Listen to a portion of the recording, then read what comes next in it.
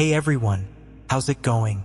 Have you ever stopped to think that life is so much more than what we see?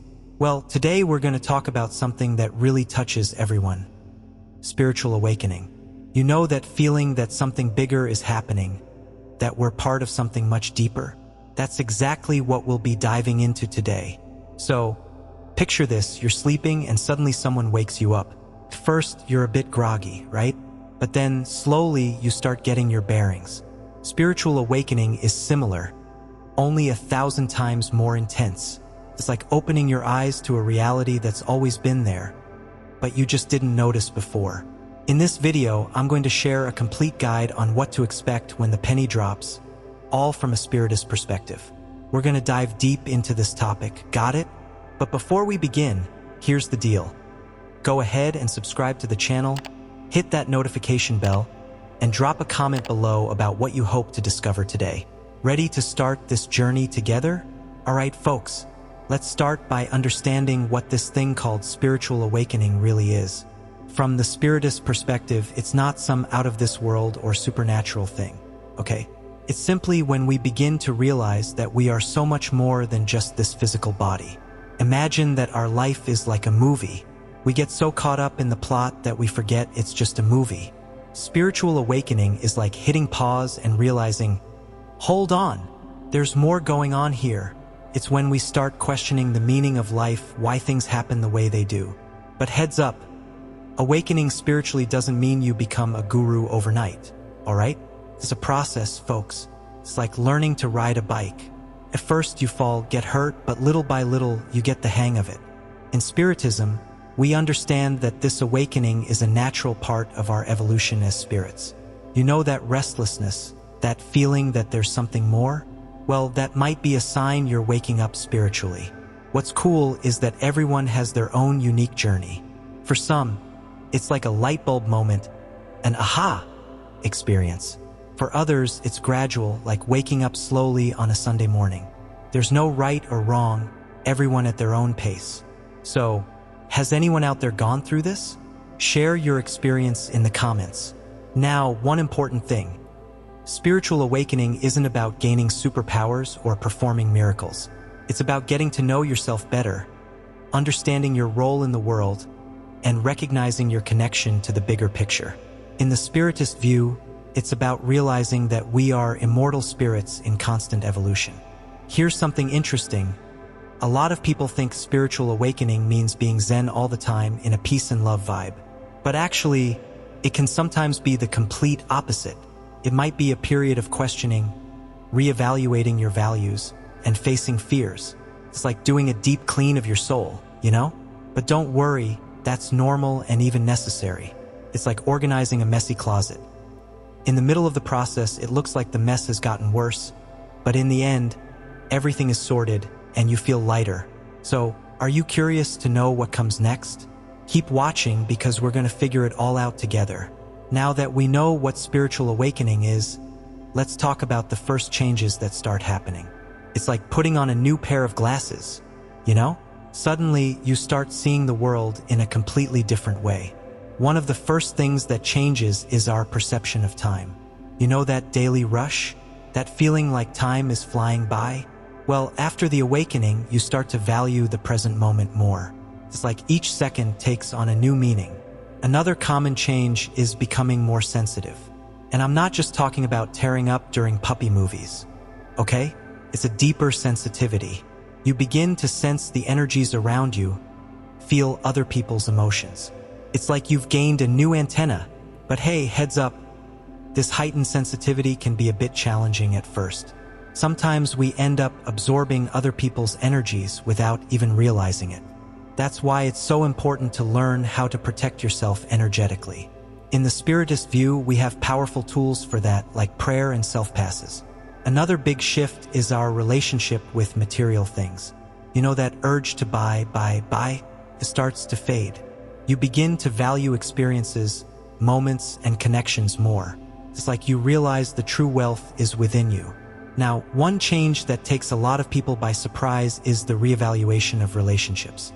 All of a sudden, you might notice that some friendships no longer make sense, or that certain environments feel heavy. It's normal. okay? It's part of the process. You're aligning with your essence, and that reflects in your relationships. So, has anyone gone through this? Share in the comments how it was for you. One really cool thing that happens is that you start getting more interested in spiritual topics. Suddenly, that Kardec book gathering dust on your shelf starts to make total sense. You get this thirst for knowledge, wanting to understand more about spiritual life, reincarnation, and the invisible world. But here's a little warning. Be careful not to fall into the trap of spiritual ego. You know, that feeling of thinking you're better than others because you're more evolved? That's a trap, okay? True awakening makes us more humble, more understanding of others' limitations, and our own too. A really deep change that happens is in how we deal with problems. You start seeing challenges as opportunities for growth. It's that idea you can't control what happens, but you can choose how to react. From the Spiritist perspective, we understand that nothing happens by chance, and that everything has a greater purpose. Curious to know what else changes? Stick with us. There's much more to come. Now we're going to talk about something not everyone likes to bring up: the challenges of spiritual awakening. Because, let's be honest, it's not all rainbows and sunshine. One of the biggest challenges we face is dealing with other people's lack of understanding. Sometimes it feels like you're speaking a different language. Friends and family might think you've suddenly gone crazy. Here comes the spiritualist talking about karma again. You know what I mean? This is a time that requires a lot of patience and love. Another tough part is the feeling of not belonging. It's like you don't quite fit into the normal world anymore, but you're also not fully part of the spiritual world. It's that feeling of having one foot in each boat.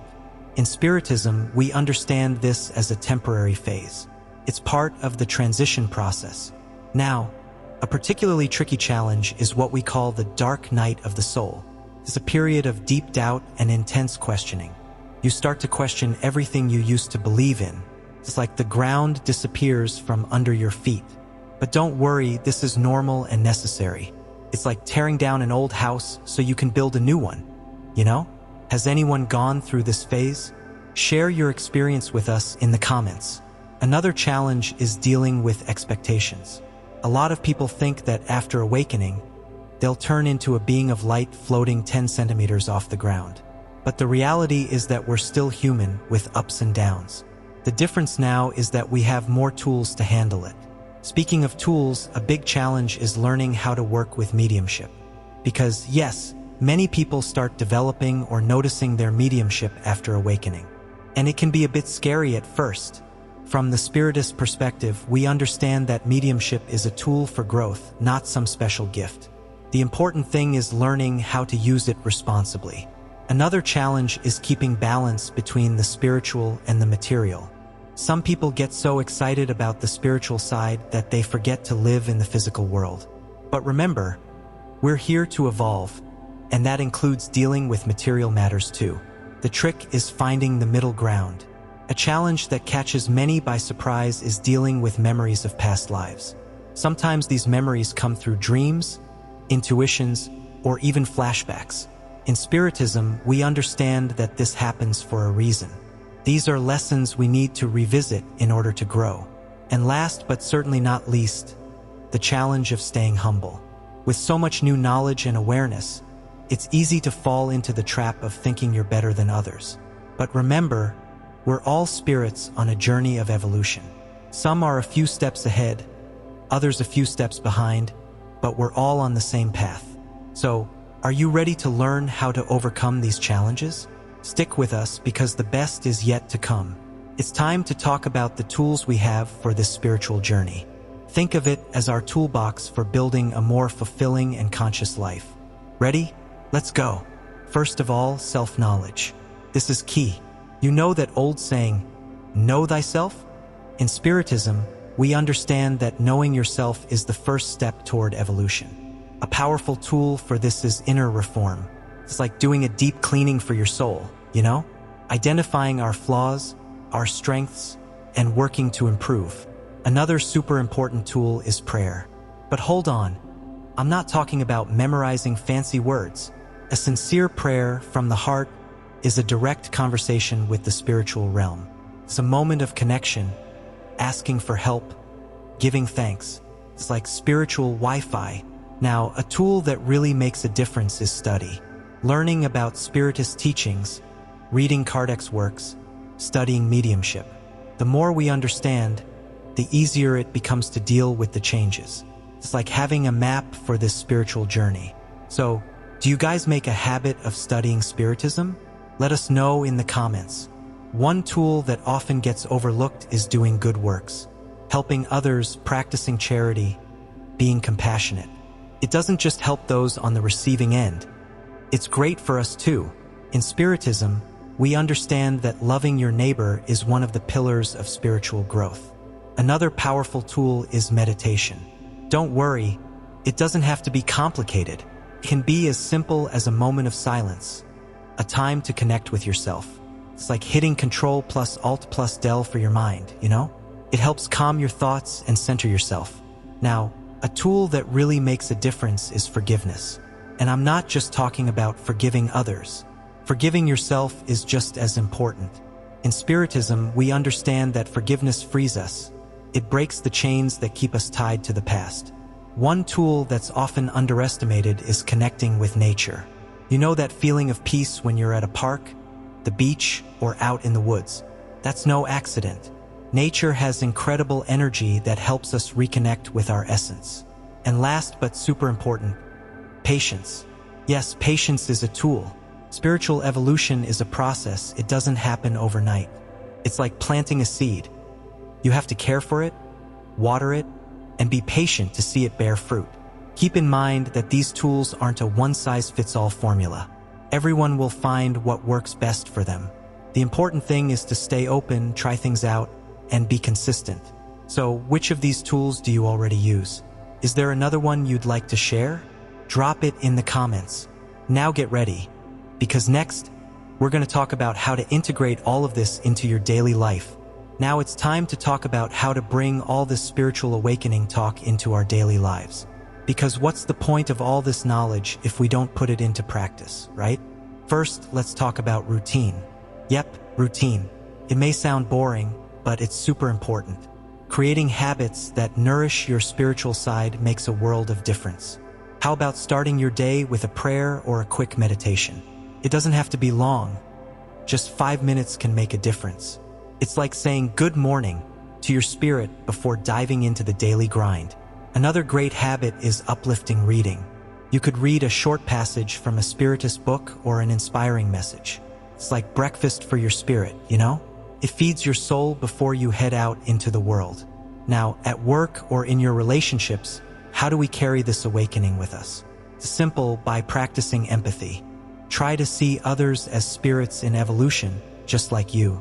This completely changes how we deal with conflicts and differences. So, does anyone already try doing this in their daily life? Share with us how it's been. Something that really helps is practicing gratitude. You know that advice about giving thanks before bed? It really works. Focus on the good things that happened, no matter how small. It's like training your eyes to see the positive side of life. Another tip is to turn everyday tasks into moments of connection. Washing dishes, use it as a time to reflect. Stuck in traffic? How about a mental prayer? We can find room for spirituality anywhere. Now, an important point. Don't be too hard on yourself.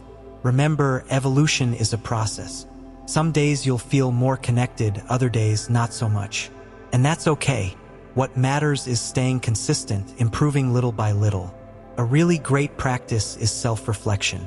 At the end of the day, do a little review. How did I behave today? What could I have done better? Where did I succeed? It's like a daily spiritual checkup. And last but not least, don't forget to take care of your body. After all, it's the instrument for our spirit in this incarnation. Healthy eating, exercise, and good sleep all play a role in our spiritual well-being too. Remember, we're here to evolve, but we're also here to live. So enjoy life. Savor moments of joy, connection, and togetherness. Spirituality isn't about isolating yourself from the world. It's about living more consciously and fully. So what do you guys think? Which of these tips do you feel you could incorporate into your daily life? Drop a comment below. And if you've got any other suggestions, share them with us. Now we've arrived at the good part, the fruits of spiritual awakening. Because, let's be honest, after all the effort, we deserve to see some results, right? First, let's talk about inner peace. You know that feeling of calm, like everything's going to work out? That's what we start feeling more often. It doesn't mean the problems disappear, but the way we handle them changes completely. Another incredible fruit is heightened intuition. It's like gaining a sixth sense. You start noticing things you used to miss and having more frequent insights. From the Spiritist perspective, we understand that this comes from a stronger connection with our spiritual guides. Now, a fruit that makes all the difference is deep self-knowledge. You begin to understand your patterns and reactions better. It's like having a detailed map of yourself, you know? This helps a lot when making decisions and facing challenges. So, is anyone already reaping these fruits? Share your experiences with us. One sweet fruit is increased compassion.